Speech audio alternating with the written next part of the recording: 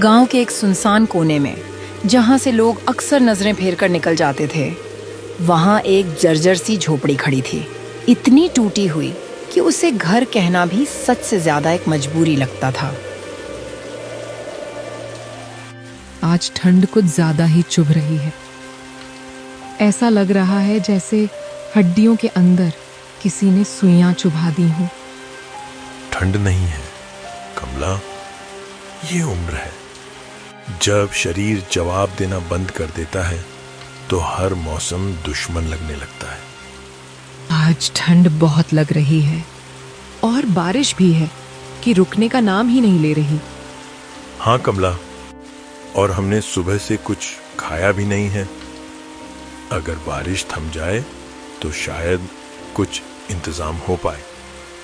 हाँ, कभी सोचा नहीं था कि बुढ़ापे में मांगकर खाना पड़ेगा। नहीं कमला, जब तक मेरे हाथ चल रहे हैं हमें किसी से कुछ मांगने की जरूरत नहीं। कल मैं कुछ न कुछ कर लूंगा।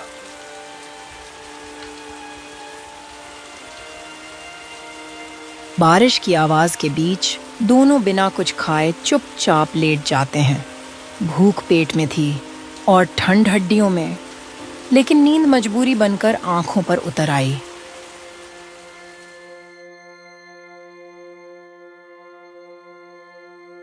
अगली सुबह हरिदास काम की तलाश में गांव की ओर निकल पड़ता है। बाहर ठंड अब भी वैसी ही थी, हवा तेज और हाथ सुन्न कर देने वाली।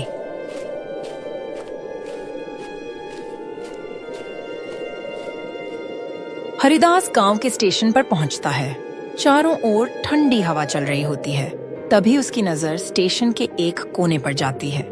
वहां एक नौजवान लड़का छोटी सी केतली के साथ चाय बेच रहा होता है। गांव में कोई भी मुझे काम देने को तैयार नहीं है।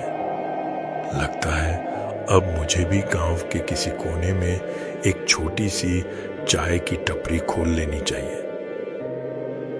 इतना कहकर हरिदास चुपचाप घर की ओर बढ़ जाता है।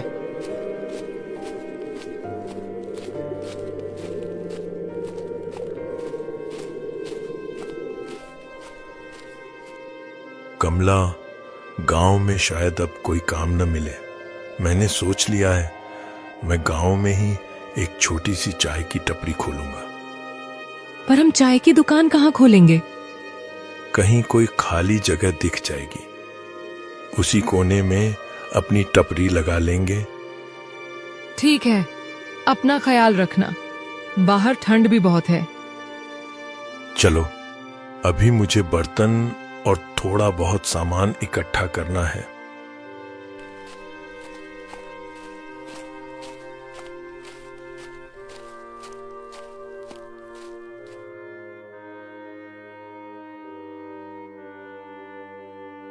अगले दिन हरिदास थोड़ा बहुत सामान जुटाकर चाय की एक छोटी सी दुकान खोल देता है। एक पुरानी केतली और 2-4 कप, बस यही उसकी पूरी पूंजी थी।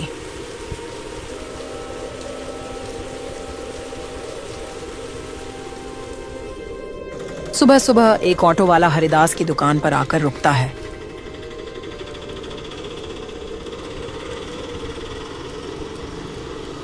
काका, एक चाय देना। बारिश के बाद ठंड बहुत बढ़ गई है तो कुछ गर्म पीने का मन हो रहा था। हाँ बेटा, अभी लो एकदम गरम गरम चाय।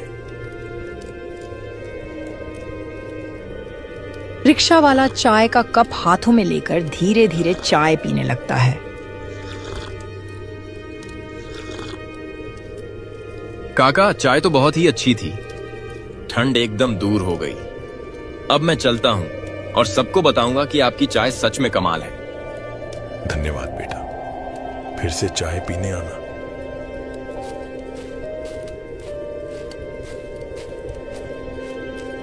धीरे धीरे हरिदास की छोटी सी दुकान पर और भी ग्राहक आने लगे। अरे काका, बहुत अच्छी चाय बनाई है आपने। सच में, ऐसी चाय तो बहुत दिनों बाद पी। हरिदास के चेहरे पर हल्की सी मुस्कान आ गई। काफी समय बाद उसे लगा कि उसकी मेहनत रंग ला रही है।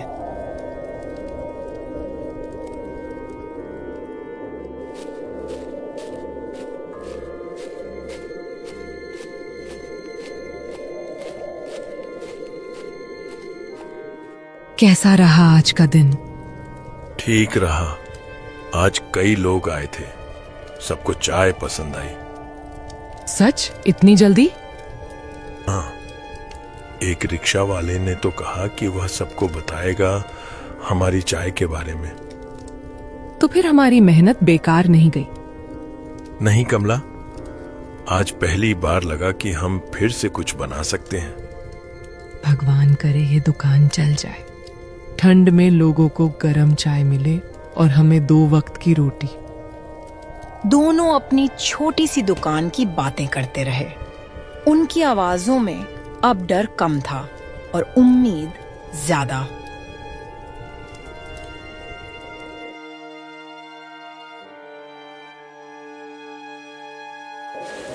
अगले दिन सुबह अचानक बहुत तेज बारिश शुरू हो गई। तेज बारिश और आंधी के बीच हरिदास की छोटी सी दुकान हवा के झोंकों में उड़ गई, जैसे किसी ने उसकी मेहनत को पल भर में छीन लिया हो। बारिश के बाद जब हरिदास दुकान पर पहुंचा तो टूटी हुई टपरी देखकर उसका दिल बैठ गया। तभी उसी टूटे हुए सन्नाटे के बीच वहीं ऑटो वाला आ जाता है जो कल उसकी चाय की तारीफ करके गया था। अरे काका, इतने दुखी क्यों हो? क्या हुआ है? बेटा, क्या बताऊं, तेज हवा और बारिश के कारण मेरी दुकान टूट गई और साथ ही मेरी रोजी रोटी भी मुझसे छिन गई। अरे काका, चिंता मत कीजिए, मैं आपकी मदद करूंगा। हम मिलकर ये दुकान फिर से बना लेंगे। अरे बेटा, तुम्हारा बहुत बहुत धन्यवाद। मैं तुम्हें जानता भी नहीं, फिर भी तुम मेरी मदद कर रहे हो।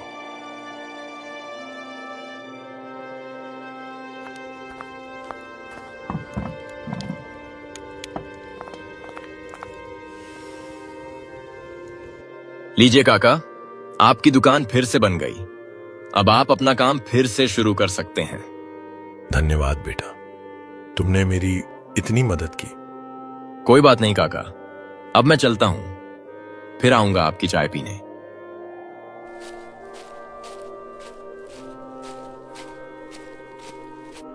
हरिदास काका की दुकान फिर से चलने लगती है।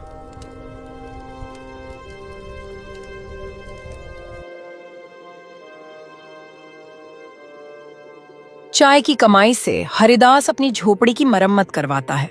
टपकती हुई छत पर वह नई तिरपाल लगाता है। कमला, अब छत से पानी नहीं टपकेगा। मैंने ऊपर तिरपाल डाल दी है। हाँ, अब बारिश और ठंड में घर गर्म रहेगा। और देखो, कुछ पैसे भी जमा हो गए हैं। इतने दिनों बाद लग रहा है कि हमारी जिंदगी फिर से पटरी पर आ रही है।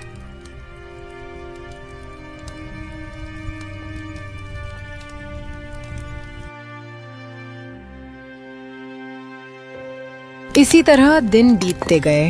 बिना शोर बिना चमत्कार जिंदगी धीरे धीरे अपनी जगह बनाती चली गई। एक दिन वही ऑटो वाला फिर से आया, लेकिन इस बार उसके साथ उसका ऑटो नहीं था। वह पैदल चलता हुआ, थोड़ा झुका हुआ और चेहरे पर चिंता लिए हरिदास की दुकान के सामने आकर रुक गया। क्या हुआ बेटा, आज तुम इतने खोए हुए क्यों लग रहे हो? कुछ नहीं चाचा, मेरा ऑटो रिक्शा, मेरी रोजी रोटी सब मुझसे छिन गया।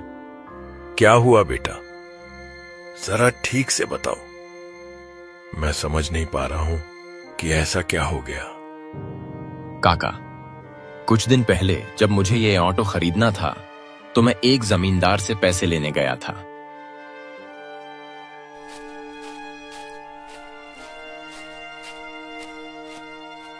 सेठ जी, मुझे कुछ पैसों की जरूरत थी। ऑटो लेने में थोड़े पैसे कम पड़ रहे थे। हाँ भीमा, पैसे तो मैं तुम्हें दे दूंगा। बताओ, कितने पैसे चाहिए तुम्हें? सेठ जी, बस 5,000 रुपए चाहिए। मैं अगले महीने आते ही आपको लौटा दूंगा। ठीक है भीमा, पैसे ले जाओ, लेकिन याद रखना, अगले महीने सूद समेत लौटाने होंगे। अगर एक भी दिन देर हुई तो तुम्हारा ऑटो मैं अपने पास रख लूंगा। ठीक है सेठ जी, मुझे आपकी शर्त मंजूर है। मैं समय पर सूद समेत पैसे लौटा दूंगा।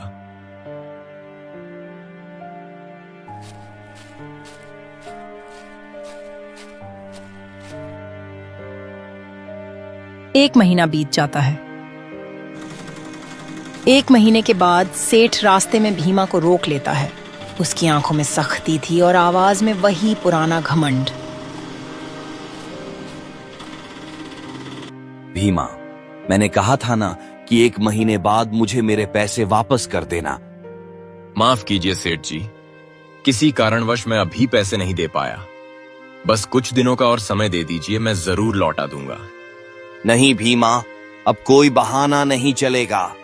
अब तुम्हें अपना ये रिक्शा मुझे देना ही होगा। जब तुम्हारे पास पैसे हो जाएं, तभी आकर इसे वापस ले जाना।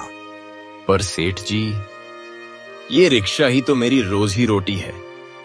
इसी से मेरा घर चलता है। कृपया सेठ जी, थोड़ा और समय दे दीजिए।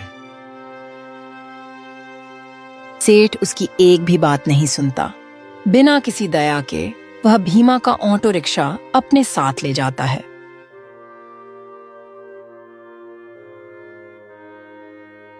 तो काका, इसी तरह मैं यहां आ गया और यही वजह है कि आज मैं इतना उदास हूं। ओ, तो ये बात है। बेटा, तुम्हें मुझे पहले ही बता देना चाहिए था। चलो, कोई बात नहीं।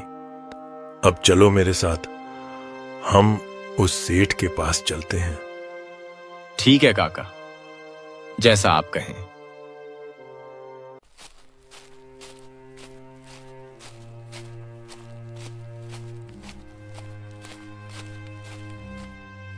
बोलो भीमा, कैसे आना हुआ? मैं पहले ही कह चुका हूं, बिना पैसे दिए ऑटो रिक्शा वापस नहीं मिलेगा। हाँ सेठ जी, आप भीमा को उसका रिक्शा वापस कर दीजिए। पैसे मैं भर दूंगा। पर काका, आप क्यों पैसे दे रहे हैं? मैं खुद पैसे जमा करके दे दूंगा। बेटा, उसके लिए तुम्हें रिक्शा चाहिए होगा ना? रिक्शा रहेगा तभी तो कमा पाओगे और अपने पैसे वापस कर पाओगे। सेठ जी, ये रहे आपके पैसे। अब कृपया भीमा का रिक्शा उसे वापस दे दीजिए। ठीक है भीमा, अब तुम अपना रिक्शा लेकर जा सकते हो। भीमा और काका सेठ के घर से अपना रिक्शा लेकर चुपचाप वहां से निकल जाते हैं। भीमा की आंखों में राहत थी और हरिदास के चेहरे पर संतोष की गहरी झलक। काका, आपका बहुत बहुत धन्यवाद। मैं आपके ये पैसे बहुत जल्द लौटा दूंगा। कोई बात नहीं बेटा, जब तुम्हारा मन करे तब लौटा देना। और फिर तुमने भी तो मेरी मदद की थी जब मेरे पास कुछ नहीं था। जिंदगी में असली अमीरी पैसों से नहीं, एक दूसरे का सहारा बनने से आती है। आज हरिदास ने भीमा को संभाला, कल कोई और किसी और को संभालेगा और इसी तरह इंसानियत जिंदा रहती है।